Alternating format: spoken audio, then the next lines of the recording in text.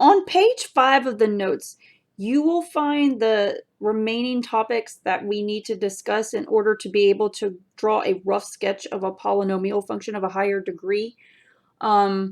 Page 5 contains information about the zeros of polynomials, and then we'll get into multiplicity and turning points, and then finally at the end we'll gloss over domain of a polynomial function because we've done that before, okay? But let's start with zeros of polynomials. And let me say one thing before we delve into this. These ideas will make a whole lot more sense when we actually start graphing. There's like a whole page of information. There's no examples on this page. There's just lots of words here. I'm just kind of going to gloss over, I'm just going to really hit the high points here. And then hopefully when we do the examples, it'll really start to make sense to you. Okay. First of all, zeros of polynomials. I told you earlier in this section that zeros, it's a fancy word for x-intercepts. Okay. So that's what you need to remember. Okay. I'm probably going to use a highlighter here and highlight the really important things for you. Okay. So here we go. It says the following things are equivalent, okay? If you have a 0, it's the same thing as an x-intercept, okay? So these two things are equivalent, okay? So I'm going to write out to the side, okay? So 0 is equivalent to saying x-intercept, okay? So when something says find the 0 of the polynomial, it means find the x-intercept, okay? You know how to find an x-intercept. You set the y value equal to 0 and solve for x, okay? We learned that on the first day of class, okay? Number 3 will become very important a little later. I'm going to just skip that for now. So what I need you to remember that 0 means x-intercept, okay? There's a couple of other points down here. Let me cover those really quick.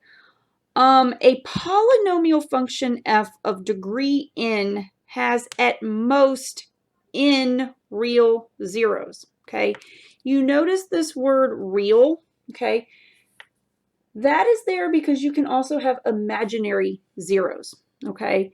Think of the quadratic formula, okay? So we've done the quadratic formula many times in this class. When you plug into the quadratic formula and you simplify and you get a negative under the square root, we took that as there's no x-intercepts, okay? Because we did that in the past. If we had when we were in section 4.3, we looked at parabolas and we had to find the x-intercepts in order to graph the parabolas. And like I said, there were certain cases where we got a negative under the square root and we concluded that meant that there were no x-intercepts to the graph, and that was correct. Another way you could have thought about that was there were no real zeros, okay? And if you think back to what the graph looked like, your graph never crossed the x-axis, okay, or touched it. There are zeros, though, they're just imaginary, okay? Imaginary zeros, an imaginary number is when you have a negative under the square root, okay? Imaginary numbers don't appear on your graph, okay? So, at the end of the semester, we're going to do 5.2 and 5.3, and those get into imaginary numbers a little bit, okay?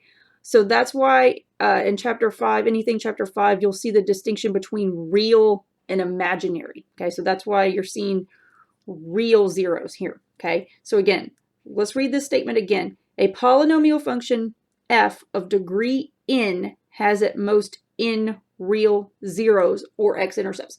So the best way we can think about this, okay, think about a parabola, okay, so ax squared plus bx plus c, okay?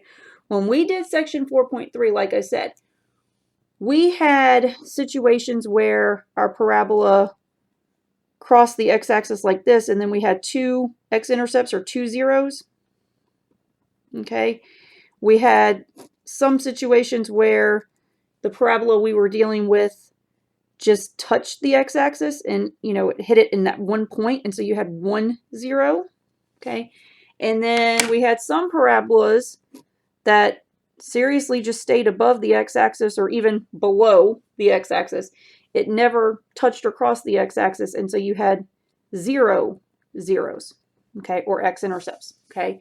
So the degree here, the degree of a quadratic is degree 2, so it has at most 2 real zeros, okay? So you know if it's a parabola, it can either have 2 zeros, which is the same as the degree, or it can have 1 0, or it can have none, okay? So to extend this to another degree, like say I was dealing with something degree 5, if I had a polynomial of degree 5, it may have 5 real zeros, okay? That's the max number it can have. It may have just 4 real zeros, or 3 real zeros, or 2 real zeros, or 1 real zeros, or no real zeros, okay? Basically, whatever the degree is, that's the maximum number of real zeros it can have, okay? And again, they use the word real to distinguish it from imaginary, okay? All right, to find the zeros of a polynomial, use factoring. That is what we are used to, okay? When you are dealing with a higher degree polynomial, there is no quadratic formula. Quadratic formula only works for degree 2, okay? So if it's a higher degree, you're gonna have to factor, okay? Or you may have to use something called the rational zeros theorem in synthetic division, and that is what we will touch upon at the very end when we go back and do 5.2 and 5.3. Okay, so for right now, we'll stick to factoring. Okay, all right. Moving on to multiplicity. Okay, so what's going to happen here? Okay, let me kind of explain this. This first statement is kind of mathy and may not make a lot of sense to you, but what's going to happen here is you're going to find the zeros or the x-intercepts of your polynomial, okay? For each zero or each x-intercept, there is going to be a multiplicity associated with it. Multiplicity is just a number, okay? So let me write this down. This is just a number, okay? It is associated, every single x-intercept has a multiplicity associated with it, okay? When we start doing the examples with actual polynomials, it will make more sense about how you actually come up with the multiplicity associated with each zero, okay? But here's what you need to remember. The multiplicity is going to tell you how the polynomial, how the graph behaves at each x-intercept, okay? These two statements right here are very, very important, okay?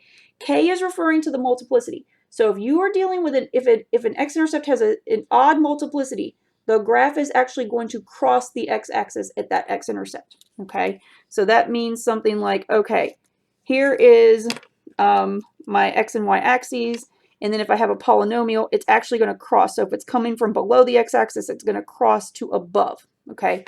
Or vice versa.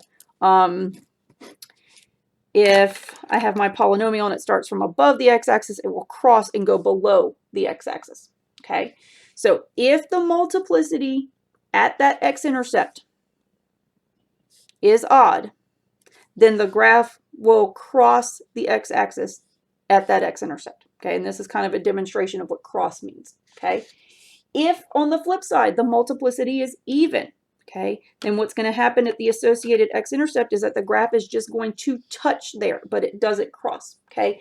Touch is synonymous with bounce. You can use either word, okay? If you've seen this before, some people may have heard the word bounce instead of touch. They mean the same thing, okay? But what's going on here is, say you have an x-intercept right here. So here you have an x-intercept, okay? And it has an even multiplicity. Then your graph is going to bounce. So what that means is if you're coming from above the x-axis, it's going to go through this x-intercept and then it's going to bounce right back up. It doesn't cross to below the x-axis, okay? Or if it were coming from the flip side, okay, here's your x-intercept, and you got your even multiplicity. If you started down here, it would come up, go through the intercept, and then bounce and go back down, okay? So this is what touch or bounce means, touch or bounce, okay? This is what cross looks like, okay? So yes, it may not make a lot of sense right now, but again, these two statements, I'm going to highlight them, extremely important, okay? So let me go back over this one more time, okay? So basically, every single x-intercept or zero is going to have a number called the multiplicity associated with it. And if the multiplicity is even, then your graph is going to touch or bounce there, but it won't cross the x-axis at the intercept. If the multiplicity is odd, then the graph will actually cross the x-axis there. Okay. All right, next thing, turning points, okay? Turning points. Turning points are points at which the graph changes from increasing to decreasing or vice versa, from decreasing to increasing, okay? So, let's see here. I'm trying to think of an example of where I have one. Maybe I can just draw one here. Okay, so like, well, let's go back to the parabola. Let's go back to the parabola I had. Okay, I drew some parabolas up here. Okay. If I was looking at this parabola, okay, remember, increasing means you're falling as you go from, increasing means you're rising if you go from left to right. Decreasing means you're falling as you go from left to right. So if we trace this parabola, okay, if I start from left to right, I'm falling, and then right there at the vertex, I start rising again, okay? So this would be a turning point because I change from decreasing to increasing, okay? Similarly here, the vertex would be a turning point for these two as well, okay? If I had, you know, a downward opening parabola, the vertex would also be a turning point there, okay? So basically a turning point is just anywhere, any specific point where you're changing from increasing to decreasing or from decreasing to increasing, okay? As far as this is related to the graph of a polynomial, okay, we just saw this rule a couple minutes ago that if you have a polynomial of degree n, then n is the maximum number of real zeros or x-intercepts that the polynomial can have. There's a similar rule for turning points, and it's right here. If your polynomial is of degree n, then there's going to be a maximum number of n minus 1 turning points, okay? So if you had, well, think back to the quadratic, okay? If you're dealing with something quadratic, we know that that's degree 2, so you could have a maximum of 2 x-intercepts, okay? And we know we can get either 2, 1, or 0 x-intercepts. But then the degree minus 1, 2 minus 1 would be 1. Any quadratic function is going to have a maximum of 1 turning point, and we just identified it on each one of these guys, okay? So if you have a degree n polynomial, there's a maximum number of n zeros or x-intercepts, and then a maximum number of n minus 1, the degree minus 1 number of turning points, okay? Last thing has to do with the domain of a polynomial function, and we have been doing this since section 3.1. We know that a polynomial cannot contain any square roots. It cannot have any fractions with x in the denominator. And so thinking of it from an equation or function standpoint, you're going to be able to plug in any x value you want. And so the domain will be all real numbers. Okay, so related to the graph, when you draw your graph, it will cover the entire x-axis. All right, I think we are ready to start graphing one of these guys.